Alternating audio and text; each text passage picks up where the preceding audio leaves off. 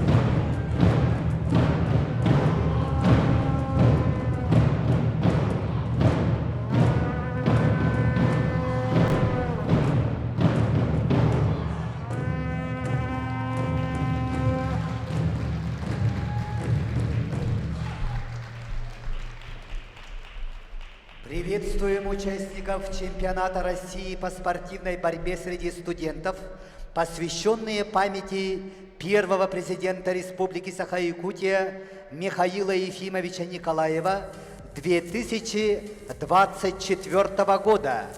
Дальневосточный федеральный округ, Бурятская государственная сельскохозяйственная академия имени Филиппова, Бурятский государственный университет имени Доржи Банзарова, Дальневосточный государственный университет путей сообщения, Приамурский государственный университет имени Шолом Алейхема, Привольский федеральный округ, Мордовский государственный университет имени Огарева, Оренбургский государственный педагогический университет, Повольский государственный университет физической культуры, спорта и туризма, Самарский государственный технический университет, Ульяновский государственный педагогический университет имени Ульянова, Чувашский государственный аграрный университет, Северокавказский федеральный округ, Горский государственный аграрный университет, Дагестанский государственный университет, Северо-Осетинский государственный университет имени Хитагурова, Северо-Западный федеральный округ, Великолукская государственная академия физической культуры и спорта, Сибирский федеральный округ, Иркутский государственный аграрный университет имени Александра Александровича Ижевского, Кемеровский государственный университет, Сибирский государственный индустриальный университет, Сибирский государственный университет науки и технологий имени академика Решетнева, Сибирский федеральный университет, Тувинский государственный университет, Центральный федеральный округ, Воронежский государственный технический университет, Московский государственный технический университет имени Баумана, Московский государственный университет спорта и туризма, Московский финансово-промышленный университет «Синергия», Российский университет спорта, Российская академия народного хозяйства и государственной службы при президенте Российской Федерации, Смоленский государственный университет, Южный федеральный округ, Кубанский государственный университет физической культуры, спорта и туризма, Дальневосточный федеральный округ, Арктический государственный агротехнологический университет, Арктический государственный институт культуры и искусств, Северо-Восточный федеральный университет имени Максима Кировича Аммосова, Чурапчинский государственный институт физической культуры и спорта, Чурапчинский УЛУС. В торжественной церемонии открытия чемпионата России по вольной борьбе среди студентов принимают участие министр по физической культуре и спорту Республики Саха-Якутия Леонид Николаевич Спиридонов, президент Национальной студенческой лиги спортивной борьбы России Мурат Станиславович Астаев, проректор по внеучебной работе и молодежной политике Северо-Восточного федерального университета имени Максима Кировича Аммосова Александр Александрович Ильин, главный судья соревнований, судья всероссийской категории Вячеслав Александрович Кривошапкин, заместитель главного судьи соревнований, судья всероссийской и международной категории Сергей Николаевич Прошкин, город Элиста, Республика Калмыкия. Слово для открытия предоставляется министру по физической культуре и спорту Республики Саха-Якутия Леониду Николаевичу Спиридонову.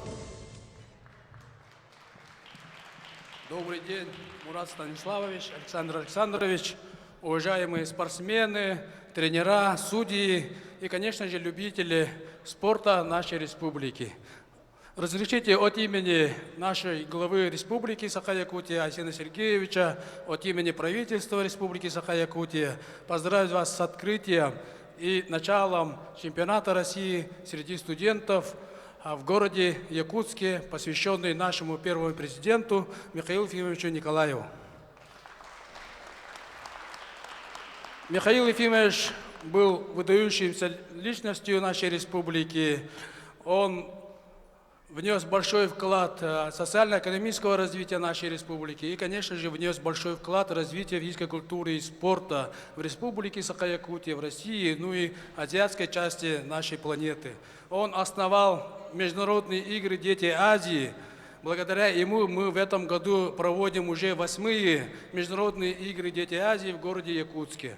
Также он был президентом Федерации спортивной борьбы нашей республики. Благодаря ему мы начали проводить фестиваль молодежи, также игры Батуров, где принимали участие более 2000 детей по вольной борьбе. Ну и, конечно же, его работы У нас в республике появились чемпионы мира среди молодежи, чемпионы мира среди взрослых, ну и чемпионы мира среди студентов. Поэтому мы сегодня гордимся именем Михаила Ефимовича Николаева, ну и, конечно же, приветствуем всех участников. Я уверен, что этот чемпионат России среди студентов пройдет на высоком организационном уровне. Ну и, конечно же, благодарю всех организаторов, всех наших гостей, которые сегодня приехали и организуют этот чемпионат. Как говорится, нашим спортсменам пожелаю, чтобы они показали хорошие схватки, свой характер. Ну и, конечно же, пусть победит сильнейший. Чемпионат России среди студентов, посвященный первому президенту Республики Саха-Якутия Михаилу Ефимовичу Николаеву, считать открытым. Внимание! Звучат государственные гимны Российской Федерации и Республики Саха-Якутия.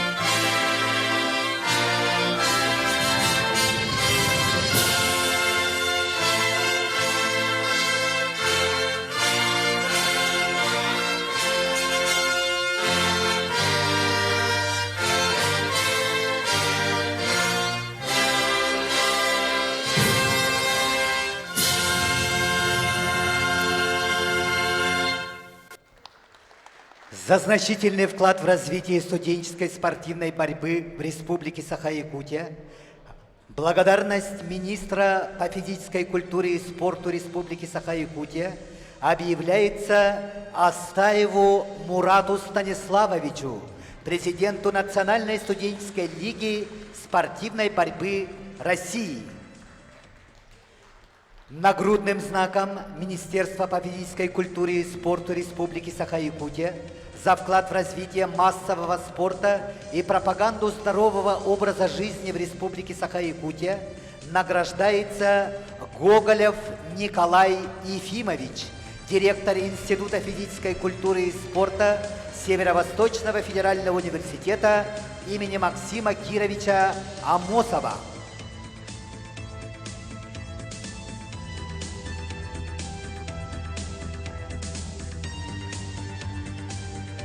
Слово для приветствия предоставляется президенту Национальной студенческой лиги спортивной борьбы России Мурату Станиславовичу Астаеву. Добрый день, уважаемые участники, уважаемые зрители. Хотелось бы выразить слова благодарности руководству Республики Саха-Якутия в частности Леониду Николаевичу за активное участие в организации чемпионата России среди студентов по спортивной борьбе. Также Анатолию Николаевичу Николаеву, ректору Северо-Восточного федерального университета, за поддержку студенческой борьбы в стенах своей образовательной организации. Сегодня здесь проходит довольно-таки знаменательное событие не только для студенческой борьбы, но и в целом для борьбы Республики Саха-Якутия. Это первый чемпионат страны среди студентов, который проходит на вашей родине. И хотелось бы, чтобы это был первый, но продолжающий такой традиционной традиции спортивной борьбы у вас в республике. И мы еще не единожды встречались на таком высокоорганизованном мероприятии. Всем участникам желаю честной борьбы, справедливого судейства и, самое главное, без травм. Спасибо. Слово для приветствия предоставляется проректору по внеучебной работе и молодежной политике Северо-Восточного федерального университета имени Максима Кировича Аммосова Александру Александровичу Ильину. Дүкеннен күнді мұстыбыт көңіл тұстуыны сәңәрәтшілер, сақабыт жоны астабылақ спортсменлер барғытын Россия студенттер кардыларығар көңіл тұстуға чемпионата ғаламытынан едестігніке ағардалибін. Ота бағарым это Ким Кюстях Олкайдын. Дорогие друзья, всех поздравляю с открытием чемпионата России среди студентов по вольной борьбе. И, конечно, в первую очередь хочется поблагодарить Национальную студенческую лигу спортивной борьбы, Федерацию вольной борьбы страны за оказанное доверие провести этот чемпионат впервые в нашей республике. Ну и, конечно, в университете у нас именно развитие студенческого спорта, студенческого спортивного клубного движения является одним из приоритетов работы в нашем университете. И поэтому студенческий спорт будет развиваться, как говорится, от студенческого спорта к спорту высших достижений. И поэтому пусть победит сильнейший. И, пользуясь моментом, я хотел бы сегодня вручить благодарственное письмо от имени ректора Северо-Восточного федерального университета Антония Николаевича Николаева Виктору Рассадину в связи с завоеванием лицензии, олимпийской лицензии, и за то, что он всегда является примером для подражания нашему подрастающему поколению. За высокие спортивные достижения на соревнованиях мирового уровня, вклад повышения имиджа Республики Саха-Якутия и Северо-Восточного федерального университета, благодарственное письмо ректора Северо-Восточного федерального университета вручается Рассадину Виктору Сергеевичу, выпускнику Института физической культуры и спорта 2014 года, призеру чемпионатов России, обладателю Кубка мира, мастеру спорта России международного класса.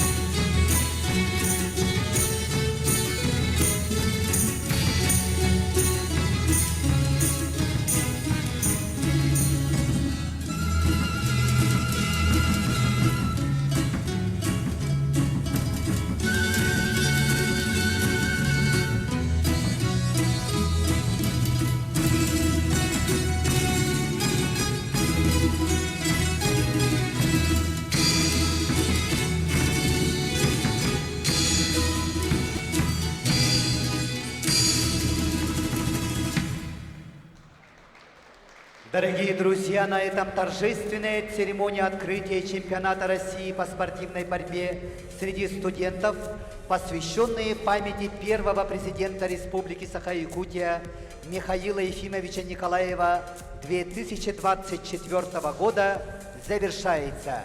Пусть победит сильнейший! Добрый день, добрый вечер, уважаемые телезрители, уважаемые любители спорта, в частности, любители спортивной борьбы. Приветствуем всех со Дворца спорта 50 лет Победы. Сегодня первый день чемпионата России среди студентов, посвященный памяти нашего первого президента Федерации спортивной борьбы Республики Саха-Якутия, нашего национального лидера Михаила Ефимовича Николаева. Сегодня на комментаторской позиции будем мы, спортивный комментатор Максим Дмитриев и мастер спорта Российской Федерации по вольной борьбе Айтал Аконешников. Добрый день, дорогие телезрители. Уважаемые телезрители, как и ранее сообщалось, национальная вещательная компания «Саха» сегодня проведет работу по освещению финальных схваток первого дня чемпионата России. Сегодня в первый день отборолись мужчины весовой категории до 57, 61, 65, 70, 92 и 125 килограммов с утра с 11 часов. И сразу первый вопрос хочу задать Айталу. Айтал, как тебе первый день соревнований? Наверное, с самого утра тут. Свои впечатления и по схваткам пройдемся. Еще раз добрый день, дорогие телезрители. Да, чемпионат России по вольной борьбе среди студентов — это очень большое событие, каждый год проводится. И впервые в моей памяти, наверное, проводится в городе Якутске у нас, в Республике Саха-Якутия. Да, с утра были очень напряженные схватки. Сразу с первых же схваток были и сенсации, и вот закономерные выигрыши. И вот сейчас у нас начинается 57 килограмм сразу же. Первая схватка из сборной Тывы, Кежик Седен. И наш студент Черопчинского института физической культуры и спорта Любомир Ашеин. Да, интересная схватка. Кежик Седен, красный угол, и Любомир Ашеин в синем трико. Любомира Ашеина мы все прекрасно знаем. Он уроженец Меконского вуза, представляет постоянно сборную республики на больших стартах и член сборной республики среди мужчин. Недавно тоже отборолись на предолимпийском чемпионате России, тоже показал такую откровенно открытую борьбу.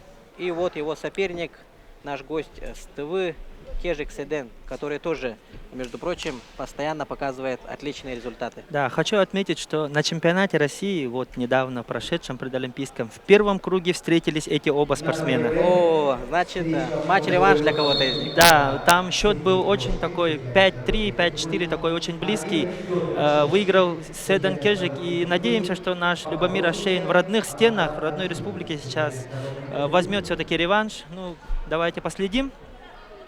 Кежик Седен, по-моему, до 57 килограмм отборолся до четвертьфинальных схваток чемпионата России. Он дошел, он проиграл за третье место Рамизу Гамзатову. Да. Очень равной схватки, буквально в конце уступил. 4-4 или так, да, где-то был счет. И вот стоит отметить, что на сегодняшнем чемпионате России 4 финалиста со сборной Республики Тыва. Это Кежик Седен, после этого выйдет еще Кежик Монгуш и Чаян Монгуш. А между прочим, 61 килограмм, два тувинских спортсмена будут оспаривать золотую награду чемпионата России. Тувинский финал получился у нас. Вот сборная Тывы, они каждый год на чемпионат России среди студентов привозят очень солидную команду.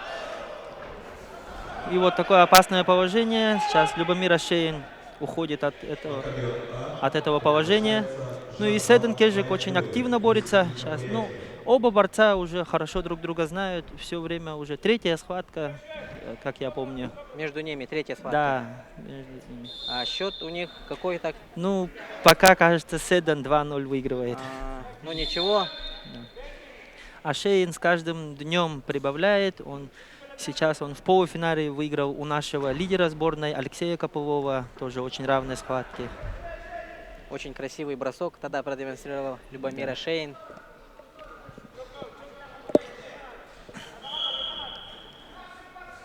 Да, предупреждение дали нашему борцу. Сейчас по активити тайму дадут балл Седену, если время проходит. И да, балл Кежик Седену.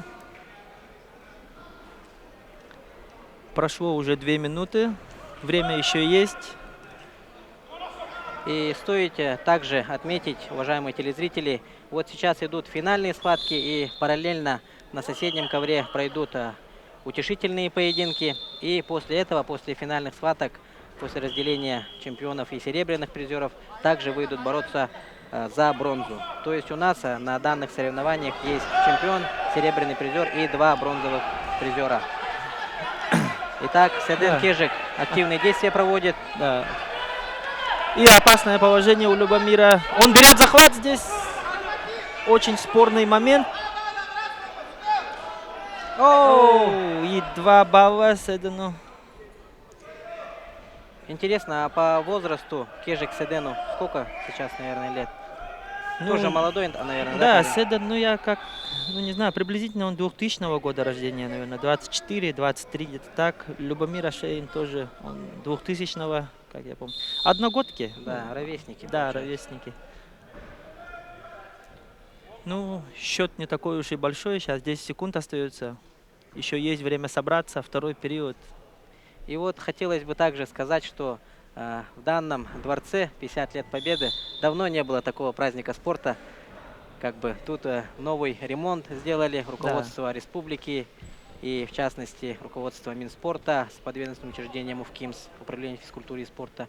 И вот сейчас дворец 50 лет Победы как бы обрел новое дыхание, и как бы тут находиться уже как-то стало посвежее. Да, когда еще лет 10 назад не было, вот триумфа не было, да, Дохсуна не было, Паутинник, как вот любит народ говорить, да, был самой большой ареной. Да, Здесь да. проводился и международный турнир памяти Дмитрия Петровича Коркина, чемпионат России среди молодежи. Все большие форумы здесь Романа проводились. Дмитриева турнир тоже здесь был. Да, все время здесь был, такие жаркие схватки всегда здесь были, атмосфера всегда была заряженная, можно сказать. И сейчас тоже преобразился наш Паутинник, и очень приятно здесь находиться сейчас. В то время-то еще боролись сейчас, который занимает должность министра по физкультуре и спорту, Леонид Николаевич, кто тоже боролся. Да, вот. Да, и опять боковой проход от Кежик Седена. Седен. Да. Сейчас он уже... Опасное положение у Любомира Шейна. И тут немного спорный момент. Бал дали. 4-0 счет у нас. Ага. Ну, Любомира Шейну нужно работать. Уже 2,5 минуты осталось. Да, уже надо что-то придумывать, включаться.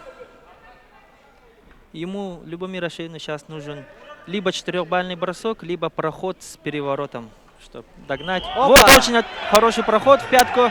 Главное Да, не здесь- останавливаться. Да.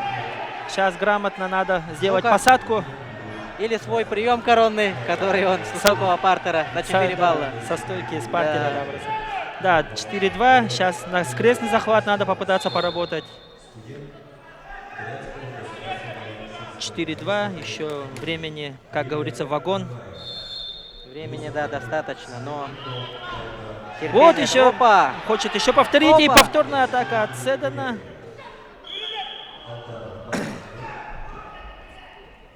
Да, 2 балла. И еще 2 Ой. балла зарабатывает Кежик. И еще 2 Ой, балла. Сразу сколько? 6 баллов, Да, да? 6, и еще 2 балла. 8 баллов. Досрочная победа, по-моему, да? 2, 12. На Нет, табло. еще 10-2 получается. Да, еще 10-2 счет становится. Ну, тут уже надо рисковать, я думаю. Да. Любомир Вашин. Любомир, по идее, сам по себе бросковый спортсмен. Да. По идее, надо уже включать вот свою вот эту борьбу. Да, конечно. Сейчас уже терять нечего, надо попробовать обрадовать публику, разбудить. Опа! Да, еще один проход. Тут можно. Оу! И 2 балла. Арбитр И- на ковре и боковой показывает 2 балла. Да, 12-2. Ну и поздравим Кежика Седена, сборную Тувы с первой золотой медалью чемпионата России в 57 килограмм. Айтал, и хочу поинтересоваться. Я вот в нескольких форумах, источниках, там, положений смотрел, что чемпионы попадают на универсиаду. Да, по положению есть такое, что вот Всемирная универсиада будет проводиться, да? Да, у них будет путевка вот на универсиаду, еще чемпион получает путевку на следующий чемпионат России взрослый. И финалисты, вот Любомира, Шейн, Седан, они получили путевку на Ю-23 России, первенство России. Мотивация большая для спортсменов. И выходит уже сразу же 65 килограммов. Это же... А, нет, Нет, это я вот 60. Кежика Монгуша и Чаяна Монгуша как-то путаю. Они как-то, ну... Это не родные или братья? Они вообще очень сильно похожи. Да, их, Или двоюродные, да? они, да, их- Родственники, в любом случае. Вот Монгуш, они трое, кажется, кто борется, братья, двоюродные, родные, я тут точно не знаю. 61-65 вот они втроем борются. Ага. Я вот недавно тоже, когда стоял на трибуне, смотрю, борется Кежик Монгуш, а я думал, что это Чаян Монгуш. Да. И вот два брата, ну, родственника, так скажем, М. вышли в финал данного чемпионата.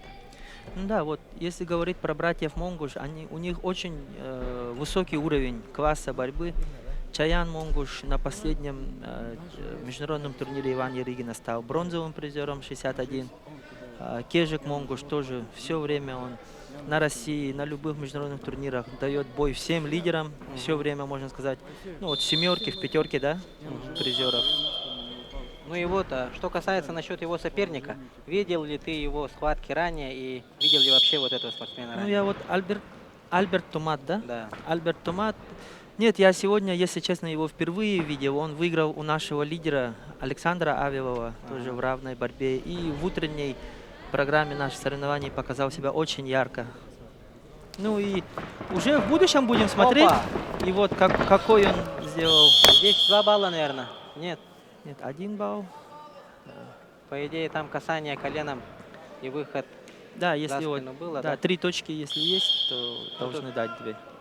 Судьи есть судьи, они дали 1 балл Альберту Тумату. И вот интересная фамилия, да, у спортсмена, Тумат. Да, очень интересная. Ну, их, наверное, тувинская, да, фамилия. У Вот нас Монгуш. тоже вот это наименование Тумат есть в Устьянском районе. Наименование Тумат есть населенный пункт Республики Саха-Якутия. Туматский наследник. Ну, может быть, у него корни тоже такие. Ну, в любом случае, тюркские корни дают Да. о себе знать. Конечно, конечно. И вот 2 земляка, 2 тувинца оспаривают золотую награду чемпионата России.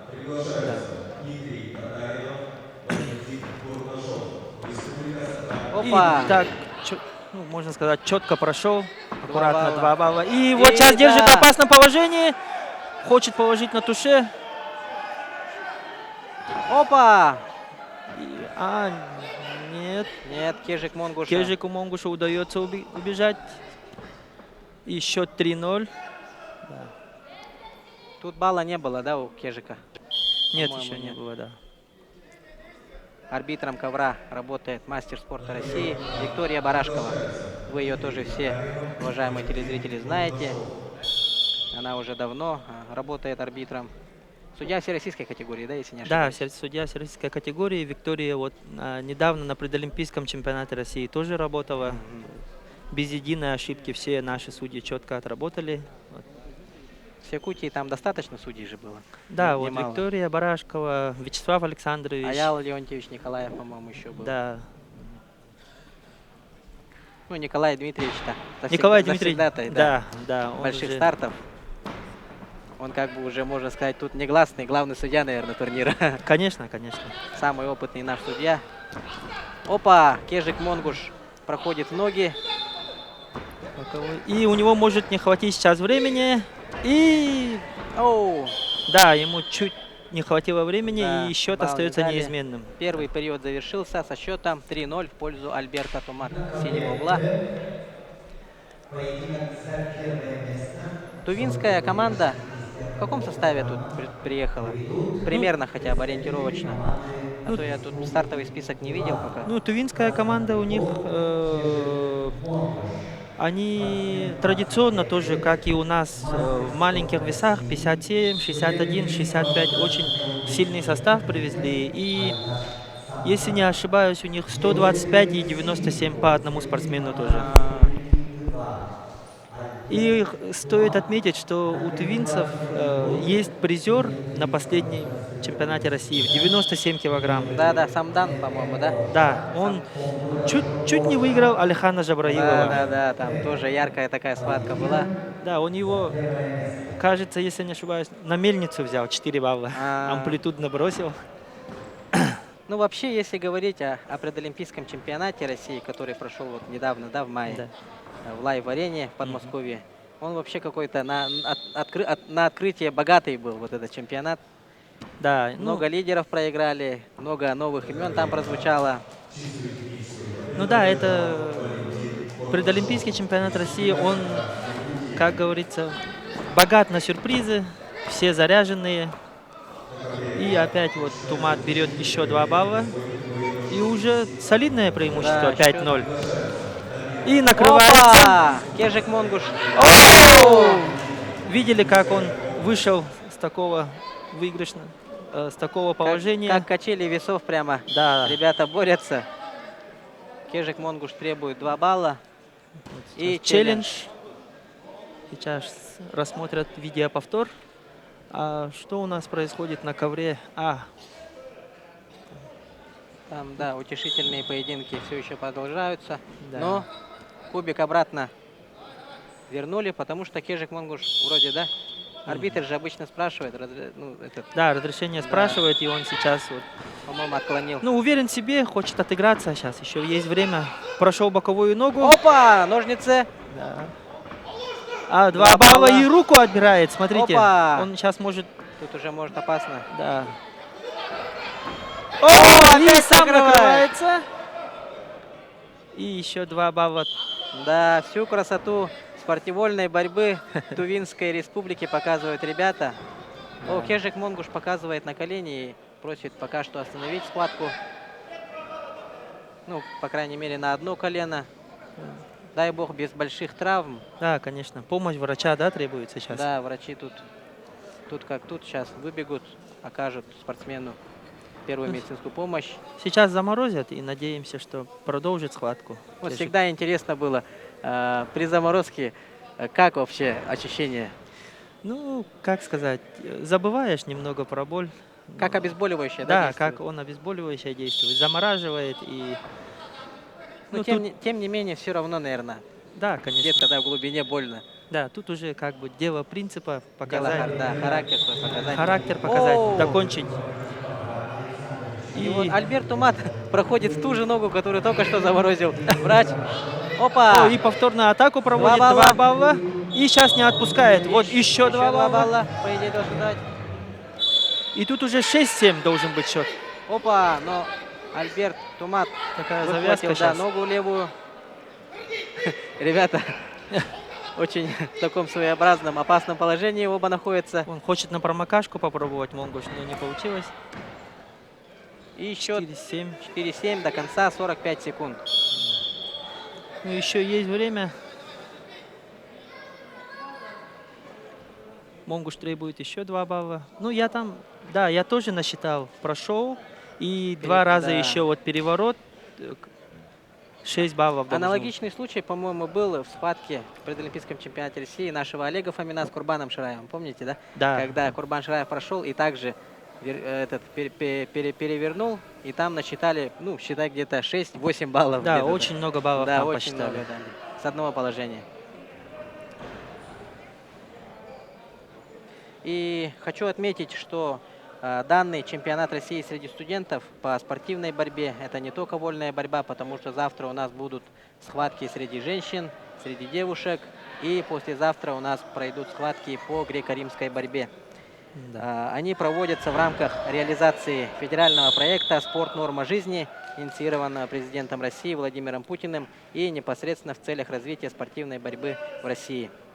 То есть наш лидер, президент Российской Федерации, всецело поддерживает данный вид спорта. И недаром в Российской Федерации он, наверное, считается спортом номер 1. Да, конечно. И хочу отметить, что в прошлом году и в этом году Национальная студенческая лига спортивной борьбы впервые вот провела рейтинговые турниры среди студентов в Красноярске и Владивостоке. И можно сказать, это чемпионат России, который сейчас проходит, это финальный этап. Ага. То есть, если турниры рейтинговые, то получается какая-то вот эта схема рейтинга Да, вот есть, да? да, среди вот вузов нашей страны есть такая среди схема. команд в целом, Да, получается так. не лично. Нет. Среди команд. Да, тут присутствует президент Ассоциации Национальной студенческой лиги спортивной борьбы Мурат Станиславович Астаев. Он тоже тут на открытии пару таких слов сказал, что да, Национальная студенческая лига должна развиваться огромными темпами. И, По 2 тут должны дать. ну, по-моему, 2 балла синему дали. 10-4-10 счет. И не отпускает захват. Очень 4-10. Да, кто бы что ни говорил, ребята из Тувинской республики показывают очень красивую борьбу. Да, каскад приемов Да, показали с двух сторон. как показательная схватка, да? Да. Ну и у Кежика Монгуша травма не дает покоя, Да, кажется. обостряется. Да. Очень неприятно бывает, даже вот мелкая травма во время борьбы, палец, там, хоть мизинец, да, он вообще не дает нормально бороться. Конечно, уже полностью раскрыться не дает спортсмену. И 10 секунд. О, 4 балла! Держи опасное положение! 3 секунды осталось. О, И- Альберт Амат уворачивается. Оу! И дает туше Виктория Барашкова. Опа! Сейчас посмотрим. Ну-ка, тут, наверное, уже спорные моменты будут. Да, очень-очень Потому интересно. что, да, неоднозначное решение такое. Кто-то скажет так, кто-то скажет нет. Но в спорте всегда так. Да, Сейчас вот. подождем решения судей. Да, арбитр сейчас решат судьи. Ну, уже фиксация была. По идее, уже, да, была. Да, по ковру ударили. И сейчас... А там интересно тоже для телезрителей, пожалуйста, просветите, Айтал. Если вот, допустим, я человека, ну, соперника бросил на 4 балла на лопатки, Мгм. и сколько мне времени дается, чтобы Ну, чистую победу одержать? Надо, во-первых, его зафиксировать на 2 лопатки. Чистыми его зафиксировать на 2 лопатки. Если чуть-чуть левая или правая приподнята, то там туше не дают. А если полностью лежит, то там уже, несмотря на время, дают туше уже. Если сейчас вот видите, 4 бросок, В 4 зависимости, балла. да, от ситуации тогда, да? Да, вот смотрите, уже лежит, да, он? Вот лежит. Да, вот. Приподняв. 2-3 секунды по-любому пролежал, Да. тут видно. И туше. Не, ну тут, наверное, после ухода Альберта дали туше, поэтому он не согласен, наверное, да? Ну, там уже, как вы видели, Виктория уже требовала М, от судей, у бокового. да, у бокового. Да, сейчас, уважаемые телезрители, подождем в любом случае решения судей. Судьи есть судьи. Потом уже озвучим победителя тоже для вас. Но, тем не менее, ребятам надо отдать должное. Конечно, уже второе золото в команду тувинской сборной. И эта схватка нам показала, что не надо расслабляться Да. до последней секунды, надо бороться до конца. И Кежик Монгуш нам это доказал.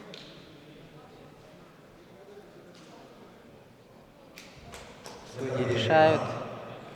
И надо напомнить, что главным судьей чемпионата России является наш земляк, тренер-преподаватель республиканской ДЮСШ номер 3 Олимпийского резерва имени Валерия Петровича Геремясова Вячеслав Александрович Кривошапкин. Это его первый, да, большой опыт, наверное. Ну, если я не ошибаюсь, второй, он 2 года назад был главным судьей на всероссийских соревнованиях имени Петра Петровича Юмшанова в Намцах. Да. Он там тоже был главным судьей. Ну, отрадно, что молодые специалисты, ребята становятся главными судьями Да, конечно. мероприятий таких спортивных. И повышается уровень, Да. класс наших судей. Да. Постоянно новые кадры надо тоже привлекать, новых арбитров, новых судей и в том числе главных судей. Ждем решения судейского корпуса.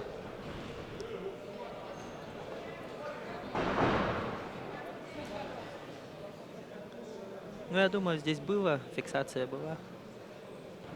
Что-то долго, да, решают там вопрос. Да. Ну вот, хотят да. показать повтор. Вот бросок. И А вон уже, да. Бросок красивый был, да. Очень красивый амплитудный бросок.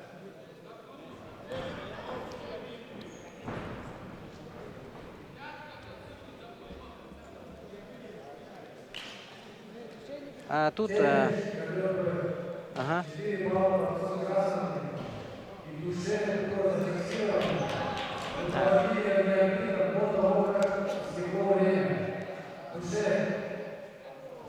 И Челлендж поздравляем проигран, Кежика Монгуша с его победой. И он показал непоколебимый характер, наверное. Ну, тут ребята сильно, наверное, не расстраиваются, потому что в любом случае в Республику Тыва уходит золотая награда. Ну, Смотрим повтор красивой схватки. Ну, в любом случае, молодой парень Альберт очень хорошо отборолся со своим чуть более именитым соперником. ну и Кежик Монгуш получает путевку на чемпионат России взрослый О. в следующем году. Ну, с таким-то характером надо-то по-любому в чемпионат России ехать. Да, конечно. Напомним, что Кежик Монгуш там еще потребовалась медицинская помощь, и после этого он завершил схватку чистой победой. Да, и переходим к нашей следующей категории 65 килограмм. И тут у нас тоже спортсмены из тувинской сборной Чаян Монгуш и спортсмен из Красноярского края Даниил Бондарь. Боднар. Боднар. Да, интересная такая тоже фамилия. Я тоже, когда первый раз увидел Бондарь, думал, Да, потом прочитал, оказывается, Боднар. Думал, опечатка, но нет. Да, ну, это тоже соседние республики, Красноярский край, Республика Тыва. Я думаю, они тренируются вместе в одном зале Академии имени Дмитрия Георгиевича Мендиашвили. Мгм. И тоже ну, я думаю, будет очень равная схватка. Ну вот важно отметить, что Даниил Боднар является крайне неудобным соперником для наших спортсменов. Да, он на международном турнире имени Романа Михайловича Дмитриева выиграл у одного из наших лидеров Игоря Матвеева. И, ну, очень тоже показал хорошую борьбу. И 1 балл дается Чаяну Монгушу. Ну, вообще, вытолкнул за ковер. Если тут смотреть даже невооруженным взглядом, то у Даниила Боднара антропометрические данные очень хорошие. Очень длинные руки, рычаги, длинные ноги. И Да, вообще, да, вяжет постоянно. Да, соперник. такой борец, он не упустит свой Да. шанс. Опасное положение, вот промокашку взять. Ну вот Чаян Монгуш-то является вообще, ну, крайне таким тоже сильным соперником. Очень, ну, как бы тоже постоянно хорошие схватки показывает. Да, он очень опытный тоже Да, борец. тоже опытный борец. Чаян Монгуш и Даниил Боднар. И, между прочим, Даниил Боднар с нашим вот лидером, как раз-таки с Игорем Матвеевым, раза 3, да, боролись. Да, И Даниил Боднар всегда оказывается, ну, победителем с этой схватки выходит. да, я видел его интервью, и он там сказал, что на последних секундах ему удается выигрывать у него. Всегда равная схватка у нас, говорит. Будем ждать еще следующей схватки, чтобы посмотреть. Да, конечно. Игорь Матвеев-то уже, ну, как бы пора побеждать его, 3 раза проиграть. И какие-то надо, наверное, уроки извлечь, и Да, уже. надо приносить победу для республики. Да, конечно. Ну вот, как видите, Даниил Боднар вяжет руки. Очень такой тоже неординарный борец. Да, Ну, вообще, борцы с Красноярского края, они вообще, ну, очень хорошая школа у них. Да, очень сильная школа у них, сибирская, можно сказать, испокон. Ну, ну, давно, со времен вот Дмитрия Георгиевича Мендиашвили, Бувайсара, Адама Сайтиева, их очень много там. Нашего Виктора Лебедева Да, тоже Виктор проходившего. Лебедев. Виктор Лебедев тоже тренировался в Красноярске, жил там. Опа! Ну тут свисток. После свистка.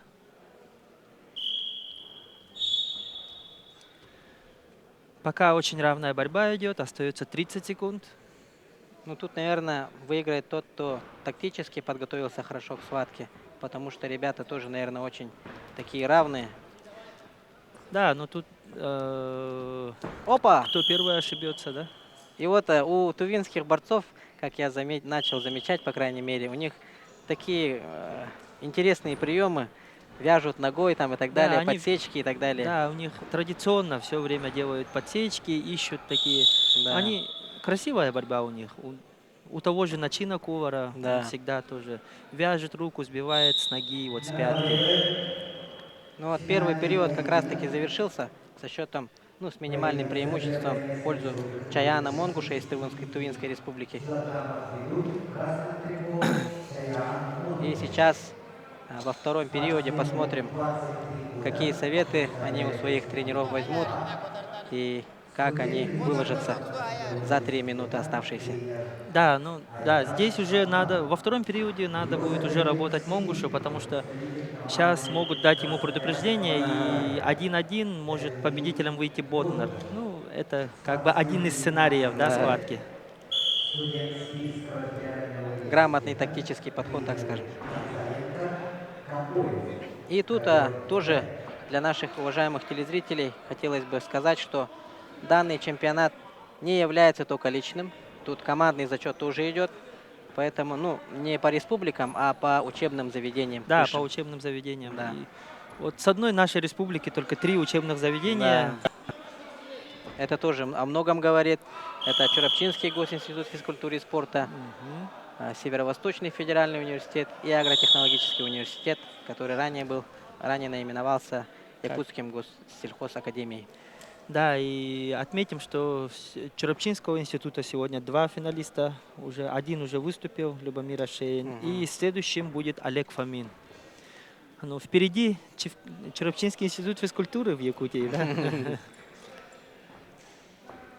Ну, вообще, в Чурапчинском районе спорт развит очень хорошо. Да, конечно, там тоже, можно сказать, мекка вольной борьбы в Якутии. Опа! 2 балла. 4 дали. 4 балла дали. Ну вот со стойки Да, накат начал. со стойки. Да, и вот отобрал сразу руку. Опа! Еще 2 балла. И 6, 8-0. И еще один раз. Ну тут что-то табло, да? Да, вот табло у нас. У него было 2 балла. И сейчас потом со стойки 4, 6. И один раз накатил 8.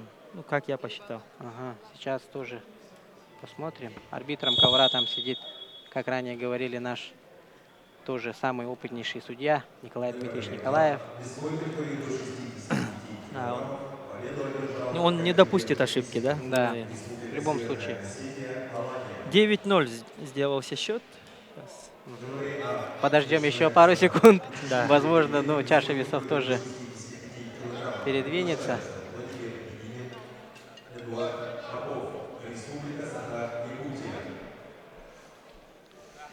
Еще раз для тех, кто позже подключился, уважаемые телезрители, хотелось бы повторить. Проходит чемпионат России среди студентов по вольной, ну, по спортивной борьбе. Сразу как-то по вольной начинаю говорить по спортивной борьбе, потому что завтра в схватку начнут женщины, а послезавтра борцы греко-римского стиля. И чемпионат России у нас в памяти нашего национального лидера, первого президента республики, первого президента Федерации спортивной борьбы республики Михаила Ефимовича Николаева. Да. Сегодня первый день. Борцы 57, 61, 65, 70, 92 и 125 килограммов борются.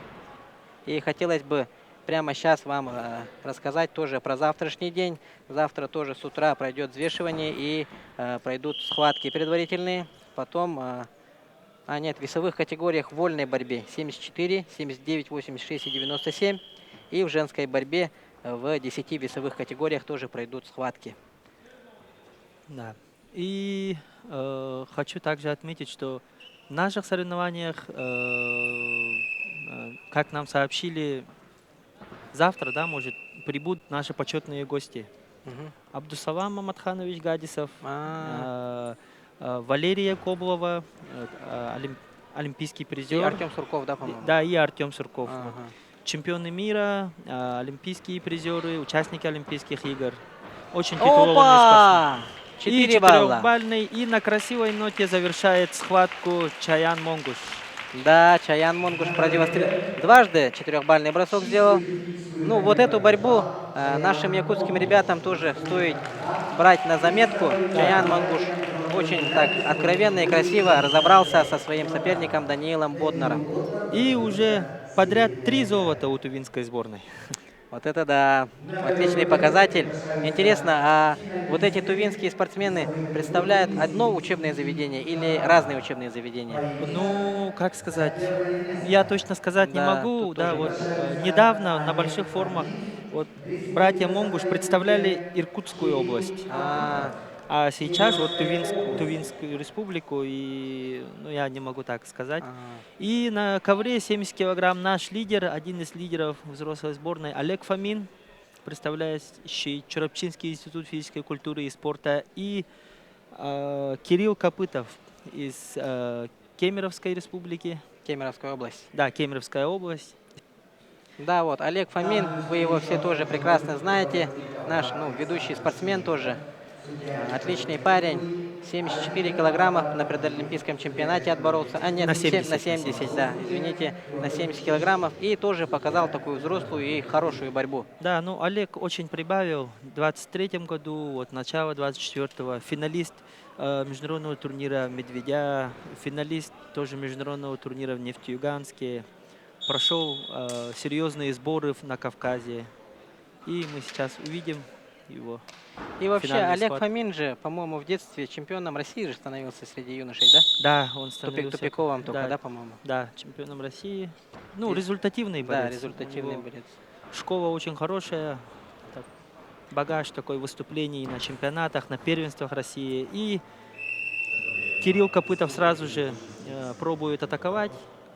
Попробовал сделать проход ноги, но пока тщетно. Ну, тем не менее, тут уже Олегу Фомину надо... Опа! И тут... Неполноценный бросок же, да? Бау нет, тут Не без дали. оценки, без Ага. оценки. Да. Ну, по идее, за амплитуду можно было, да, что-то Да, рассмотреть. Конечно. Ну, как видим, Олег Фомин показал, что он заряжен, Да. готов. Сразу же он попытался сделать бросок. Вот Кирилла Копытова я... Опа! Опа! И тут тоже пока без оценки. И сейчас он возьмет Да, вот на скрестный скрестный захват. Видите, как он Чуть-чуть- мастерски ногой. Чуть-чуть остается до скрестного захвата. 2 балла дали.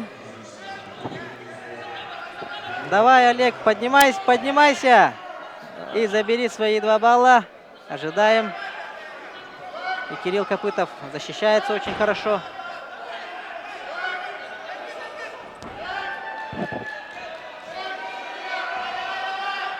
Опа! И 2 балла. А, нет, пока нету. Нет еще. 2 Опа, балла, 2 балла. 4-0. Еще нужно надо. 6. Вот видите, 8. как Олег Фомин красиво взял скрестный захват. Опа! И еще один раз нужно сделать, Олег. Нет, Вот тут, да. да, без оценки. Вытерпел Кирилл Копытов. Да, 8-0 счет.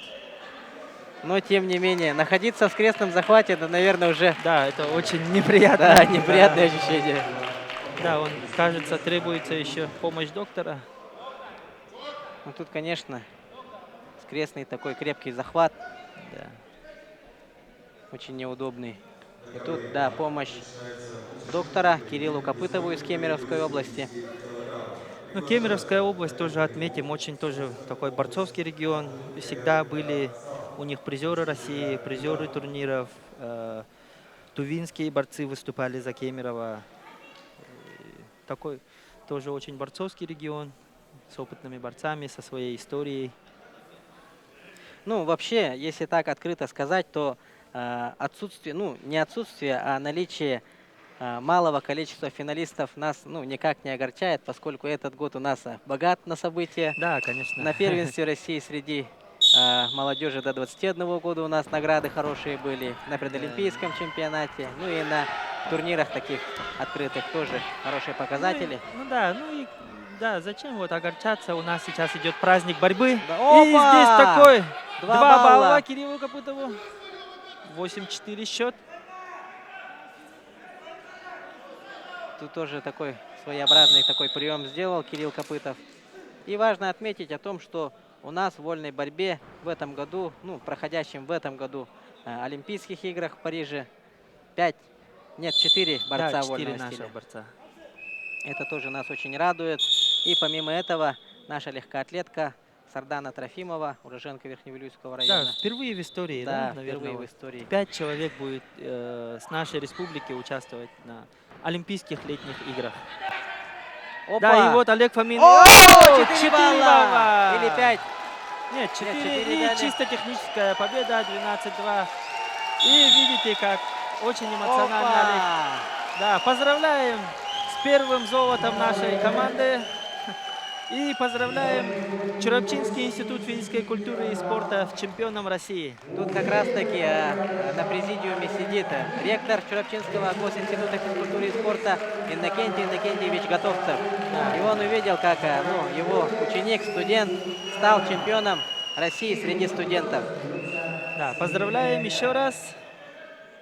Отличную борьбу показал Олег Фомин. Да, и, наверное, разбудил, да, трибуны? Да, трибуны разбудил, это однозначно. Вот, показывают Повтор. первый. Опа! Вот это опасное положение тоже, с которого он взял максимум, наверное, можно сказать. Да, выжил максимум, 6 баллов заработал. О, ну тут, если со стороны только смотреть, простенько, да? О, для Кирилла Копытова вот это. Это были несколько, самые да. трудные секунды, наверное, Да, в вот, жизни, можно да. сказать. Смотрите, как они. Опа, перевернул. Ну, тут тоже как этот интересный такой Да, захват ну, сделал. оба борца, они оба очень рослые. И 5 баллов. 92 килограмма мы переходим к нашим тяжеловесам. Тут Еремей Сергеев из Чувашской Чувашии, республики. да, и Аслан Хапсаев из Северной Осетии, Алании. Да, Аслан и Хапсаев в полуфинале выиграл нашего Никиту Никиту Сафронова, Сафронова, да, который очень- тоже Чурапчинский госинститут да. физкультуры. Нет, он... Он с северо-восточного. Северо-Восточный А. федеральный университет, ИМИ, Институт математики и информатики. Я просто Да, из-за того, что он представляет Чурапчинский район, да. подумал, что с Чурапчинского госинститута физкультуры. И тут у нас Аслан Хапсаев очень быстро нырком взял 2 балла. Да, заработал, можно сказать, 2 балла. Да, очень драматичная схватка была у нас с Никитой Сафроновым. В конце Да. отдал. Никита за ковер вышел. Можно было и выиграть, и выйти в финал. Да. Вот как раз-таки на кадрах с Александром Викторовичем Черкашиным стоит наш Никита Сафронов. Да, и ему, наверное, очень обидно. Да. Чуть так по-спортивному, я его очень понимаю. Да. Да, стоит сейчас. Ну, 100% обидно не оказаться в шаге от финала чемпионата России среди студентов. А если так вспомнить прошлогодний чемпионат России, он где у нас проходил, по-моему? Он На Карачаево-Черкесии. Да, Карачаево-Черкесии. И тогда у нас было 2 чемпиона, да, по-моему? Да, Алексей как Копылов Алексей Копылов и и Станислав Свинобоев. Да, Свинобоев. Никита Сафронов был вторым. И Никита Хабаров, по-моему, бронзовый, да? Да. И позапрошлом году в Солнечногорске, тоже в Подмосковье, Никита Сафронов был чемпионом 92. В финале он выиграл у осетинского борца тоже. Ну, тут еще забыли сказать, уважаемые телезрители, тут с республики нашей, именно представляющих наши вузы, 2 спортсменов, и у нас 1 легионер со сборной Осетии, Арысхан Баппагай. 2 Егор Вензель еще 61 завтра килограмм. будет бороться, Нет, да? он сегодня боролся. боролся? Да, Борису Баршуеву из Бурятии А. проиграл, тоже такой равной схватки. У нас 2 легионера, уважаемые телезрители, с Северной Осетии, Алании. Ребята тренируются в Осетии, учатся в Осетии, да, уже сколько, не первый год. И проход от Аслана балла. Хапсаева. 4-0 уже счет. Ну, очень плотное, да, такое телосложение у Аслана Хапсаева. Да, Ну, вообще в этом весе у спортсменов такие достаточно. да, мощные Да, ребята. мощные ребята. Да. Еремей Сергеев. Ну, вот этого спортсмена я, честно сказать, ранее не видел. Ну да, Еремей Сергеев тоже, вот, наверное, он даже тоже где-то тренируется в другом регионе, но Да. представляет вот Чувашскую республику. Мгм. Очень заряженный, очень настроен, я вот вижу и по его глазам. В полуфинальной схватке, по-моему, он чисто техническую победу одержал, 10-0. Да, Быстренько так разобрался с соперником из Еврейского автономного округа. И вот в финале он встречается с осетинским борцом Асланом Хапсаевым. да, ну и традиционно вот осетинские борцы в больших весах, ну в любых весах, да, они легкой прогулки у них с ними не будет, всегда все равно опытный борец, все равно хорошие борцы у них. И важно отметить, что под руководством Дедекаев, да, Марат Дедекаев, у Мгм. них такой заслуженный тренер Республики Да. Осетия Алания, занимался, ну, проходил сборы наш легионер тоже с Кыргызской республики, Аял Лазарев. Да, я Лазарев, да, он в последнем интервью он очень тепло вспоминал вот, Осетию, да? Да, Осетию, тренеров, ребят из Осетии. Но он, если не ошибаюсь, с 10-го года тренируется в Осетии, постоянно проходит сборы, так как для него там идеальные, можно сказать, пары для него, спарринг-партнеры, все для него. Регион богатый на тяжей, наверное, Да, скажем. как он рассказывал вот, в своем интервью, зал, первый раз, когда он зашел в зал, 80% были Тяжи, ребята тяжи, вот, не меньше 90 килограмм, и там 20% были легковесы. Да. Но их завсегда-то и соперники, Республика Дагестан еще есть. Но у них там большинство мухачи, наверное, да? С Ну, 57 до 74 там вообще забито тоже. Да, Дагестан, можно сказать, вот 10 весовых категорий у них. Во всех, да. Да, во всех есть вот 5, 6, 7 вот лидеров все равно есть в каждом В весе. каждом весе. Да, десятка все равно лидеров, которые могут составить конкуренцию любому в мире. Ну, вообще сильная конкуренция по-любому порождает результат, можно сказать. Да, конечно. Если в зале, допустим, тренируется не 20 человек, а 60, там уже, ну, как бы конкуренция становится очень сильной. Да, массовость. Да. Поэтому надо делать так, чтобы спорт и в нашей республике тоже стал очень массовым. Детей надо постоянно водить на спортивные секции и так далее. Тогда Да. у нас, ну, и конкуренция будет, и показатели тоже улучшатся в разы. Конечно, да, вот детей надо с детства прививать к спорту. И Опа! делает ножницу и без оценки. О, у Еремея Сергеева, по-моему, да, тоже травма. Ну, чуть растянул свою мышцу. Да, Да, потребовалась помощь врача. Ну, что-то отказывается продолжать схватку. Да. Чуть серьезное, да. Что-то серьезное. у него. Лодыжка, да, или Да, голеностоп? голеностоп у него. Что-то серьезное. И Ну, тут снятие врача, наверное, да, так скажем, да, будет? Или отказ от продолжения в схватки. связи с травмой, получается. Вот видите, он хромает Да. уже на правую ногу. Ну, как бы тут уже, наверное, вкус полноценной победы тоже теряется. Да, Всегда неудобно, когда соперник получает травму, и ты становишься победителем с этой схватки. да, ну и все-таки Но, тем не менее, Аслана Аслан Хабсаева. Да. Чемпион России среди студентов 2024 года. Аслан Хабсаев. Да. Республика Северная Осетия. И выходит наш вот легионер, мы его вспоминали вот пару минут назад, Харысхан Баппагай из Северной Осетии Алания и Тамерлан Джикаев из города Москвы, но он тоже происхождением осетин из Республики Северной Осетии. И это сейчас очень интересная схватка для нас, для жителей города Якутска, Республики Саха-Якутии. для всех. Тамерлан Джикаев в полуфинале выиграл тоже нашего спортсмена, Да, Данила Данила Иванова. Иванова. И вот сейчас Харысхан Баппагай, уроженец Верхневилюйского улуса, села Тамалакан, откуда, кстати, родом и Цардана Трофимова, Аял Лазарев, отец Аяла Лазарева тоже с Верхневилюйского улуса, Тамалакан. И у них вообще семейная семья. Да. Их старший брат Эрчим Баппагай, Призер чемпионата мира Да. по масс-рестлингу. Да. мастер-международник по масс-рестлингу. У них есть еще младший брат Марот Баппагай, тоже является борцом вольного стиля, чемпион республики среди молодежи на призы Сахача. И вот их брат еще Харысхан Баппагай, который Да, нынче их- представляет Осетию. Их, если не ошибаюсь, 5, да? Да, их много. 5 или 6, и все вот здоровые Да, ребята. со вот, спортом да. по-любому связанные ребята. Ну, Харысхан Баппагай очень прибавил. Он выиграл у нашего лидера, у Никиты Хабарова. Да. И вот видите, он сейчас тоже... Нет, там преимущество же большое было же. Да, он 7-1, по-моему, да? 6-1 или 7-1. Четырехбальный бросок, Четырехбальный да, был. был.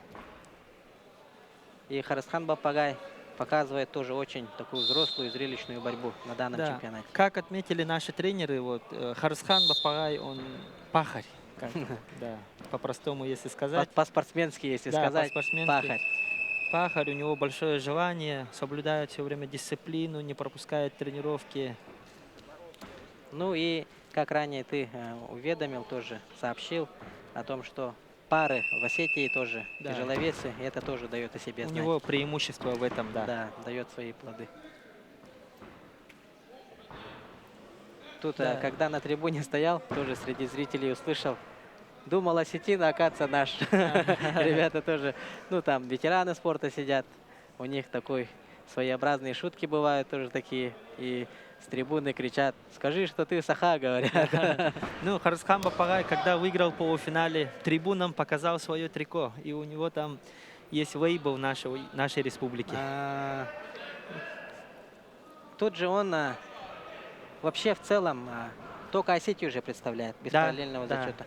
да. Расскажи, пожалуйста, нашим телезрителям, что означает, ну вот ранее наш Виктор Лебедев, когда боролся, Красноярск, параллельный зачет Республика Саха-Якутия, говорили. Что дает параллельный зачет, какие-то вот эти, ну, может, выплаты там и так далее. Ну, если так говорить, то дает двойной зачет, да? И ребята там ранее тренировавшиеся, и все равно этот регион, там, если есть такая договоренность, то дает выплаты. Все равно зарплата есть, ставят на полставки. То есть, если параллельный зачет, двойная ставка, да, наверное? Да, получается так. Финансирование с двух субъектов тогда идет, наверное. Да, еще есть ребята, которые, например, борются только с одного региона. Вот, например, Яков Павлов из Оренбургской. Да, вот видите, у Харсхана На груди, на сердце. Да, прямо на сердце у него флаг родной республики. Все равно. Это тоже о многом говорит. Ну и Да, вообще, его имя полностью якутское. Да, Харсхан Бапагай. Бапагай. Давайте все болеем за Харсхана. И вот на спине как раз-таки наши телезрители тоже, наверное, заметили. Харсхал есть Да. на спине. Якутский оберег. И счет у нас 1-0. Да, вот видите, Харсхан все время активно очень работает, напрягает, швунгует, не дает вот расслабиться своему сопернику, продышаться. Но тут надо, да, опа, Да, сейчас надо забегать да, за спину. надо сейчас грамотно свою руку вытащить. И вот так, О, 2 балла. 2 балла. Молодец, Харсхан. 3-0 счет. Таким же темпом сейчас ему надо работать. Полуфинальная схватка Харсхана Бапагая очень такая тоже напряженная была. С Ильей Жибаловым боролся с Бурятией. Тоже такая равная схватка. Бал на бал ребята боролись, Да. тоже очень равная Но схватка. тем не менее Харсхан вытащил вот эту схватку и сейчас борется за звание чемпиона России. Ну, Харсхан сегодня показал такие характерные схватки, да, Да. принципиальные схватки. В каждом показал себя, свой характер. И вот сейчас тоже не останавливается, ищет свой захват, вот видите, бросковый тоже. Будто бы второе дыхание у Харсхана открылось. Да, вот он не Опа. дает. Да, Времени еще достаточно. Но вот если так видеть невооруженным взглядом, то у Харсхана Бапагая пока что энергии еще достаточно видим. да. И вот Харсхан не боится заходить в захват, Да. видите, вот. Уверенно заходит. Открыто ищет борьбу. Тут свисток. 3-0. Время еще 1,5 минуты. Это у нас среди финалов последняя схватка, оказывается. Да, Что-то засиделись, заобщались, заговорились и даже не заметили, как самые тяжи наступили. Ну, еще раз хотелось бы сказать уважаемым телезрителям, что после этих, ну, параллельно на ковре идут утешительные поединки. После этого начнутся схватки за бронзу. У нас на чемпионате в каждой весовой категории по 2 бронзы будут разыгрываться. И чтобы выйти в борьбу за бронзу, ребята там на соседнем ковре проходят утешительные поединки. Да, иногда бывает так, что если ты проиграл в первом круге, и твой соперник вышел в финал, и ты прошел через этот отбор и вышел за 3-е место и выиграл, она бывает слаще, чем золото, получается. Поэтому и говорят, почетная бронзовая медаль. А вот если ты выходишь в финал, ты уже по-любому с медалью. Ну. Как бы, да? Видите, тоже, как... наверное, обидно тому, кто второе место занимает. В Да. шаге от чемпионства. Но И остановимся, да, на поединке. 20 секунд осталось. И Харасхан очень уверенно себя стоит в центре ковра. 4-0. И 15 секунд. Да, Опа. уже надо забегать. Харасхан. Забегает. Опа, еще и 2 балла. 6-0. Да, Но тут, наверное, уже Харасхан рисковать не будет. да. Остается 4 секунды. Табло нет, тут как бы еще нужно добавить, наверное, время. Потому что... А, нет, не добавили. Так и остановили. И поздравляем Харасхана Бакпагая, Республику Северная Осетия, Аланию, Республику Саха-Якутию, да? Да.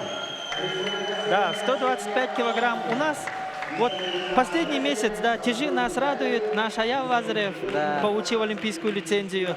Харасхан Бакпагай стал чемпионом России. Ну, а трибуны тоже приветствуют своего земляка, ликуют. Да. Очень такую содержательную борьбу показал, взрослую борьбу показал.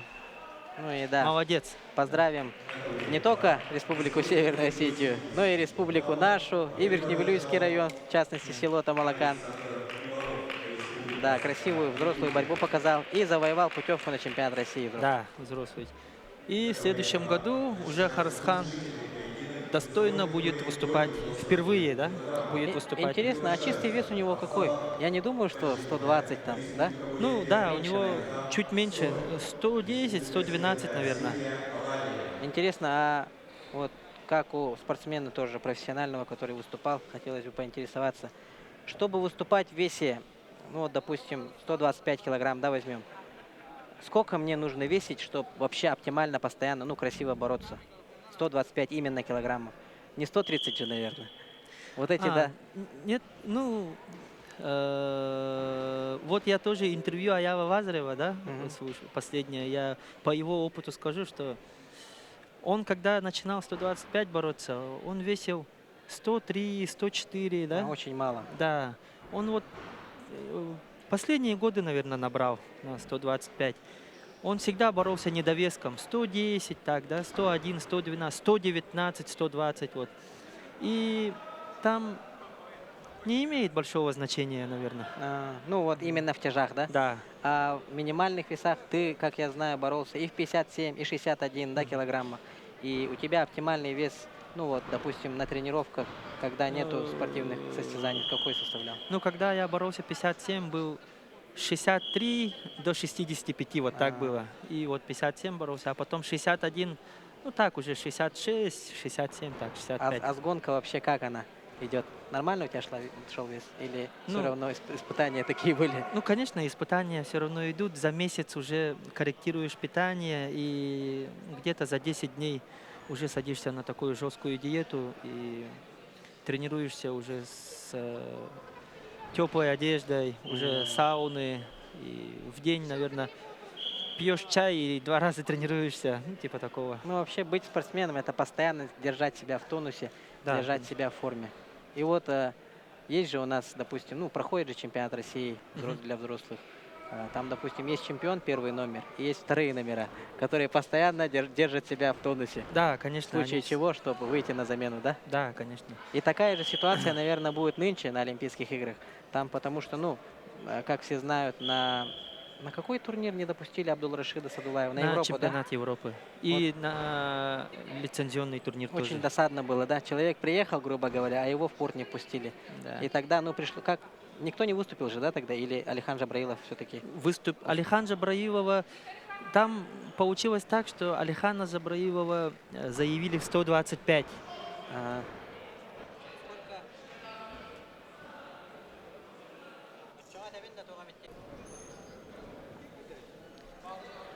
Уважаемые любители спорта, уважаемые телезрители, продолжается, ну, крайняя схватка, так скажем, чемпионата, первого дня чемпионата России среди студентов.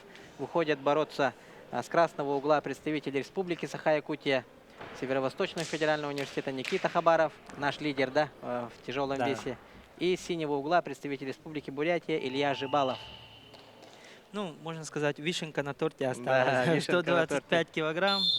Последняя схватка, самая такая престижный вес. И ждем хорошей борьбы. Единственный из республики Саха-Якутия, кто становился бронзовым призером на Ирыгине, да? Да, в тяжах. В тяжах, ага, именно в тяжах. Да, вот Никита Хабаров, я был, да, в Красноярске, вот на последнем Еригине. Он завоевал любовь болельщиков, всех любителей борьбы, тренеров, и все говорили, откуда взяли такого парня, говорят. Он тогда, по идее, как я смотрел, да, вот как любитель спорта, там, как бы скользкая схватка была с Зелимханом Хизриевым, да. да. Можно было дать победу. Ну да, там, если, может быть, если бы была другая судейская бригада, да, Да. ну, уже так, ну, если так сказать, то предупреждение, если бы дали Хизриеву, то вполне 1-1 могли выйти вот победителями, да, Никита Хабаров. И вполне могли в финал пробиться, да, можно Да, в сказать. финале уже там отбороться тоже с другим Хизриевым. Но это уже, это уже совсем другая история, да, Да, можно это сказать. уже совсем другая история. Но тем не менее, довольствуемся тем, что имеем. Единственный тяж с республики, который становился бронзовым призером на Ирыгине. Да. Выиграл тогда очень крепких борцов Да. из Турции, потом из Дагестана, Алижуддинов. Да, таких очень крепких ребят выиграл. Да, потом проиграл Хизриеву, потом за 3-е место выиграл у кубинского борца. Тоже все соперники Никиты Хабарова выше его на одну голову Да, почти. вообще. Это уже невооруженным глазом видно. И вот, да, важно отметить, что вот эти оба борца проиграли Харасхану Бапагаю. Да, Харасхан Бапагай очень такую сильную сетку прошел, да, можно сказать. Очень сильную сетку прошел, он очень прибавил, И уверенно стал чемпионом. да. И финальную схватку мы видели, у него был, он, ну, можно сказать, с большим багажом выиграл, не устал даже. Мог еще прибавить, еще одну схватку, кажется, мог он сделать. Пора бы, да, задуматься о возвращении Харасхана Бапагая на родную республику. Ну, не знаю, ему сейчас в Осетии очень комфортно. Да. Он сейчас еще придастся ему уверенности и желаю ему только удачи. Да, ну это Да. доля юмора, так Ну скажем. да, я, конечно, понял. Да, и вот только что сказали, да, уведомили, что после этой схватки сразу будет награждение. Награждение тоже будем показывать вам, уважаемые телезрители. Вы своими глазами увидите, кто же стал триумфатором чемпионата России в Якутске среди студентов и кто стал обладателем серебряной и бронзовых наград. В каждом весе, сколько весов? 6 весов, уже сказали? Сегодня 6 Да, 6 весов. весов. По 6 весовым категориям будет проходить награждение. Так что, пожалуйста, не отключайтесь и посмотрите. Ну, награждение это как бы самый такой приятный момент, да, после соревнований, наверное. Да, ну да, для спортсменов, для родных спортсменов. Вот родные. Да, вот будут именно для родных, наверное, да? Да, будут смотреть за своими сыновьями, да. Братья, Братья, сестры, у кого- племянники, дяди, Ну, тети. у кого-то муж, да. Да, муж, жена. Да. И гордость, наверное, хоть какая-то, Конечно. наверное, возникает. Гордость за своего родственника, да. Да. Именно для родственников, наверное, именно награждение имеет очень важную роль. Ну, не для родственников, ну, хотя бы для болельщиков, там, для любителей спорта, для именно, ну, у Никиты Хабарова очень много же персональных болельщиков. Тем, кому не все равно Да, на тем, борьбу. кому не Да. все равно.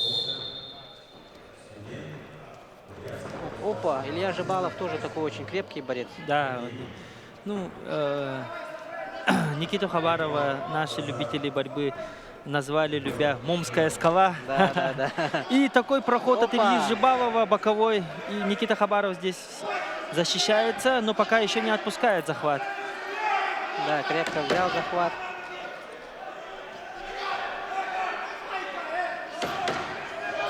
И забегает Никита, счет уже 3-0.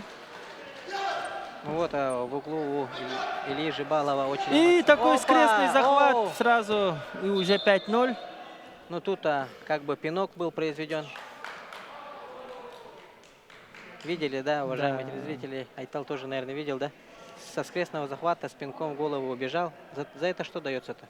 Ну, чисто предупреждение сейчас. И, В партер ложится, сказал же, по-моему. да, арбитр? сказали еще партер. 5-0. Ну, тоже эмоции, да. И вот, да, надо заметить и отметить, что Никита Хабаров очень такой спокойный, да? Он Да, очень спокойный. да. Его спровоцировать, я не знаю, что надо сделать. Вот, Опа! 8-0. И Чуть-чуть, да, захват такой неплотный взял. да, провоцировать Хабарова как бы очень трудно. Вот если вот рассказать про борьбу Хапсагай, они с Эдуардом Максимовым уже постоянно борются. И Да. там почти бокс происходит. Да, швунги, да, Да, вообще почти. швунги и вообще наглые вот такие удары крепкой частью ладони в лоб. Там вообще очень, да. Но он очень вот такой этот.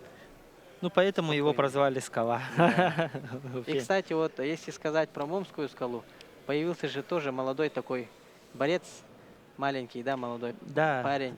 Хабаров на Чер- минималках, да? Да, вот Черов, фамилия, по-моему, Джилстан Черов, Мгм. который выиграл тоже среди юношей очень много турниров республики. И его тоже негласно так прозвали. Тоже Момская скала. Момская скала. Мини-скала, да? Да, минимумская скала тоже. Ну, он, наверное, тоже наблюдает за Никитой Хабаровым. Да, наверное. Фанатеет от Никиты Хабарова. О, тут тоже. Тоже земляк, да. И еще время есть, минута 50. Счет 8-0. Ну, как бы разрыв достаточный. Солидный разрыв. Да, но все равно нужно И вот добрать. такой проход от Никиты. Добирай 2 балла. Упустил. В углу Ильи Жибалова сидит бронзовый призер чемпионата России 2017 года, мастер спорта России по вольной борьбе, тренер сборной Бурятии Цыбик Максаров. Еще обладатель Кубка Европейских наций. Да, он тоже в свое время очень такой хороший борец был. Да. Ну, очень радует, если когда в тяжах хорошо борется азиат, да? Да, очень рад. 125, 97. Вот. И такой обоюдный захват сейчас. Опа! Опа. Ну тут очень опасный такой момент для тяжей особенно, да? Да.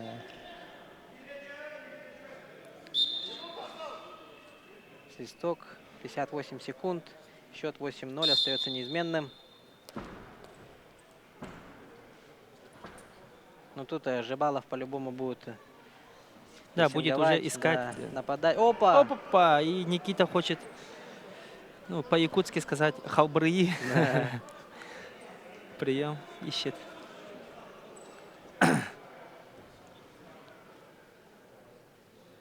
На время смотрит Никита.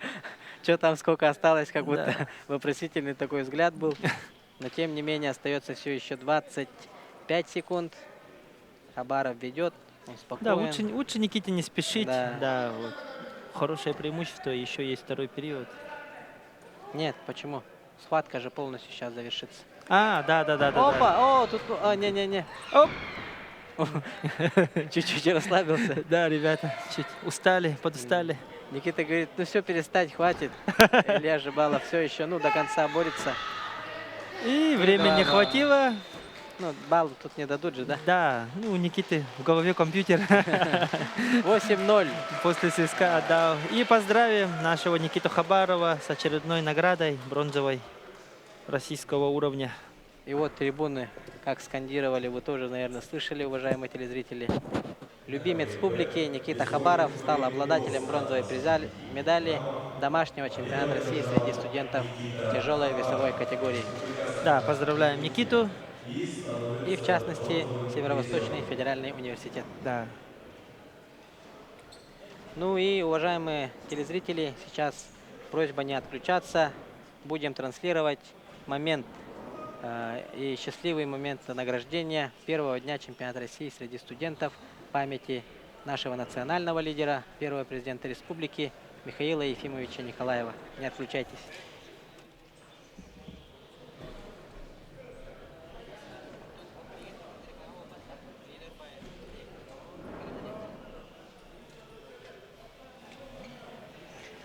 Да, и давайте, да, как вкратце во время ожидания пройдемся по завтрашнему дню. У нас завтра будут выступать тоже такие очень хорошие веса. Это весовые категории 74, как в народе называют королевский вес, да? Да, 74. 74, 79 килограммов, 86 и 97. Это по вольной борьбе. И завтра вступят в борьбу женщины. Женская борьба в 10 весовых категориях. Это весовая категория 50 килограммов, 53, 55, 57, 59, 62, 65, 68, 72 и 76. Ну, Айтал, подскажи, пожалуйста, я вот тоже как-то, ну, разница в весе, как сказать, 53 и 55 тут минимум. Да. Ну, почему у женщин так? Ну, не знаю, вот у женщин сейчас вот 10, да, весовых категорий, и вот на Олимпийских играх им прибавили веса, да, категории, а у мужчин, наоборот, отобрали на Олимпиаде. Какой вес отобрали? Ну вот, только, ранее, да? да, только 6 же весов осталось из Ага. 10. Вот 61, 79, 92, вот, еще какой вес? Ну вот 4, только 6 весовых категорий же только осталось. А у женщин, вот, кажется, Девять. все веса есть. 50, 53, 55, ну да, разница небольшая, Минимум но разрыва. да, по 2 килограмма идут, Да. по 3. Разве что в тяжелых, да, по 4 килограмма разница. Ну Но и тем не это, менее. я думаю, если так по-простому думать, женский организм, он такой, там очень мало килограммов играет, кажется. Ну, это безусловно. Ну и если рассказывать про завтрашний день у мужчин, на 74 у нас Константин Капрынов и Станислав Севнобоев, Да, вот два прошлогодний- участника, да? Прошлогодний чемпион Мгм. России среди студентов. И Константин Капрынов, вот тоже наш капитан взрослой сборной, наш лидер. И 79 килограмм Николай Сивцев, и 86, 97, вот по одному участнику у нас. Жалко, что в 79 не выступил тоже свежий бронзовый призер. Я тут, кстати, в коридоре тоже по пути в буфет увидел. Роман Николаев. Можно было тоже старт. Да, как бы конечно, сделать, да? Роман Николаев здесь бы уже попутал все карты, всех бы. Но, тем не менее, данные весовые категории очень богаты на спортсменов. И вот мы перед нами вот только что буквально прошли обладатели медалей Да. первого дня чемпионата России. И сейчас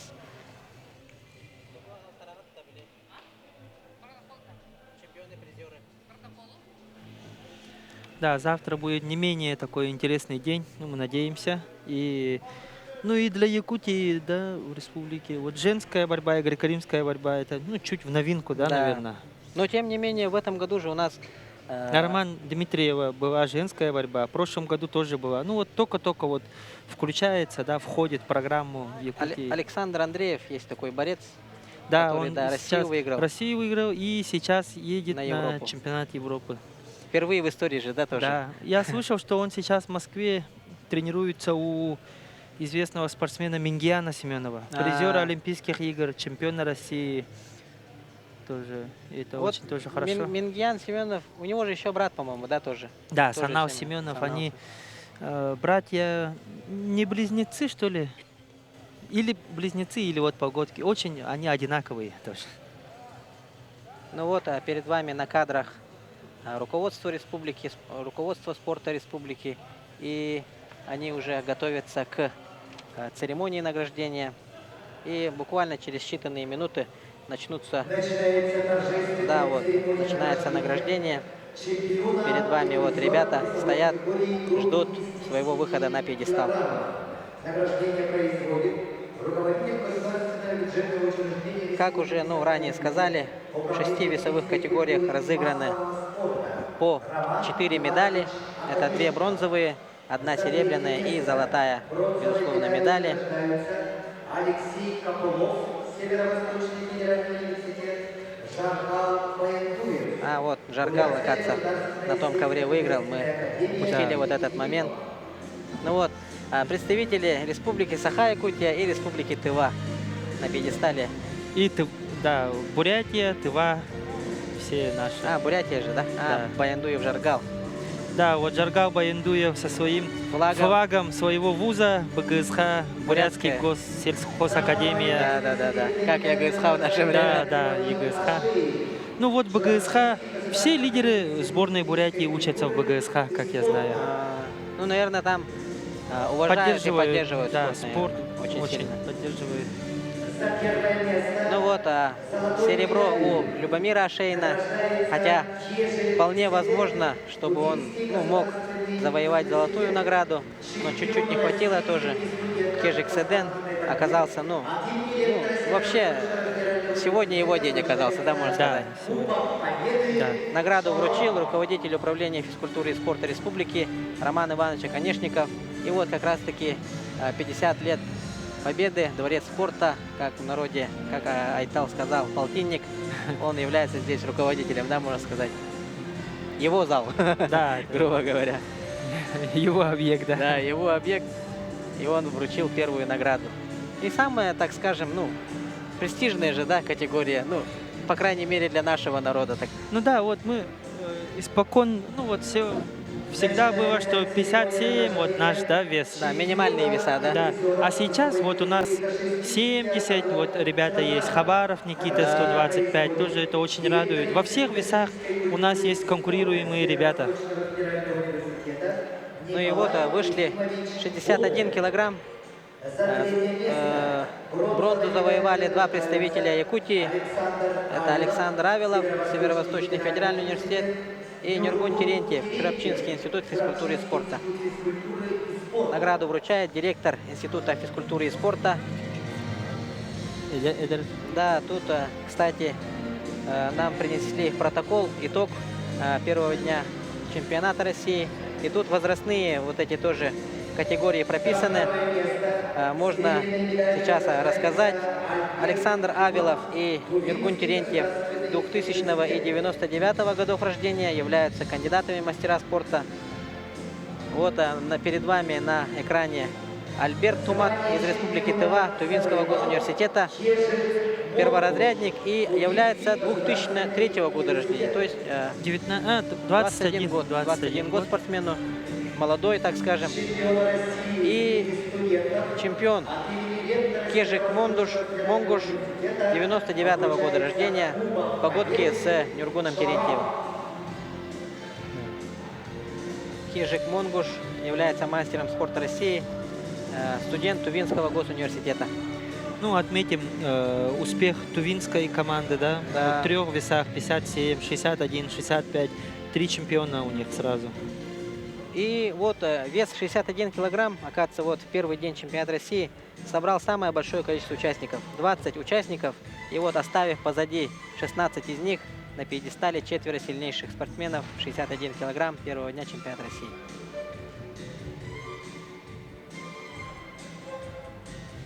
Ну и продолжается награждение. Сейчас на пьедестал выйдут борцы весовой категории до 65 килограммов. Тут тоже чемпионом стал борец из Республики Тыва, Тувинского госуниверситета Чаян Монгуш, 2000 года рождения. И вот интересно, да, у него спортивная квалификация первый разряд стоит. Когда как, наверное, опечатка, да? Да, там, может, он еще документы не получил на руки. А так, по факту, мастера должен выполнить как минимум мастера России. Да. Уже, наверное, на международника, может, подал, да? Да. Международника не знаю, но мастер России то точно. Да, точно. Бронзу получает наш молодой спортсмен, свежий бронзовый призер первенства России до 21 года Эдуард Попов. Это в весовой категории до 61 килограмма было, но тут он попробовал свои силы в весе до 65 килограмм. Да. Вторую бронзу взял Кантемир Мисиков. Он, оказывается, тоже... Эдуард Попов 2005 года рождения, да, вообще. 19 лет. В следующем году он тоже будет бороться на первенстве России. Да. Это очень отрадно. Кантемир Мисиков 2000 года рождения. И вот серебряную награду получил постоянный, вечный, так скажем, неудобный соперник для наших спортсменов Боднар Данил, 2004 года рождения, студент Сибирского федерального университета. И чемпионом стал Чаян Монгуш, 2000 года рождения, студент Тувинского госуниверситета. Награду вручает Александр Викторович Черкашин, руководитель Центра всероссийской спортивной подготовки ГТО.